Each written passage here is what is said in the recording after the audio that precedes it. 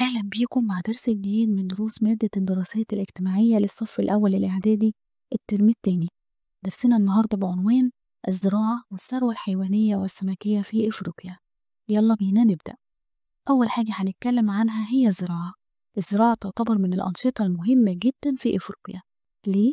علشان بيشتغل فيها 50% من القوة العاملة اللي موجودة في إفريقيا.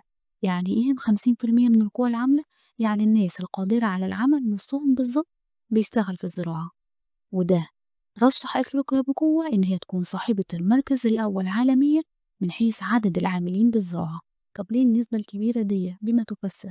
النسبة الكبيرة دي بتشتغل في الزراعة علشان الزراعة في أفريقيا بتعتمد على الأيدي العاملة، فبتحتاج عدد كبير يشتغل فيها. بس على الرغم من العدد ده كله، إلا إن أفريقيا بتأتي في المركز الثالث عالميا من حيث مساحة الأرض الزراعية. بعد مين يا ترى؟ بعد قارة آسيا وأوروبا. فيها نسبة أراضي زراعية قد إيه بالنسبة لمساحة الأرض الزراعية في العالم كله؟ نسبة خمس مساحة الأراضي الزراعية في العالم كله. طب إيه يا ترى أهمية الزراعة في إفريقيا؟ مهمة لأن هي أحد الركائز الأساسية للاقتصاد الأفريقي، يعني الحاجات والأنشطة اللي بتجيب فلوس. طب ليه هي مهمة للدرجة دي؟ مش قلنا من شوية إن في 50% من القوة العاملة بتشتغل فيها؟ يعني رزقهم معتمد عليها. بعد ما فهمنا يلا بينا نثبت المعلومة. بيشتغل في الزراعة في إفريقيا يا ترى كام؟ 50% من القوة العاملة فيها. طب هي على كده عالميا مركز كام؟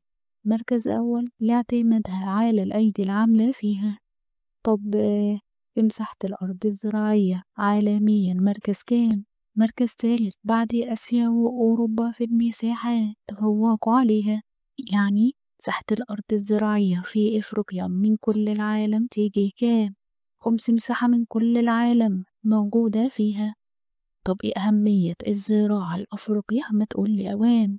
أحد ركائز رئيسية لاقتصاد أفريقيا، أصل 50% من القوة العاملة تشتغل فيها.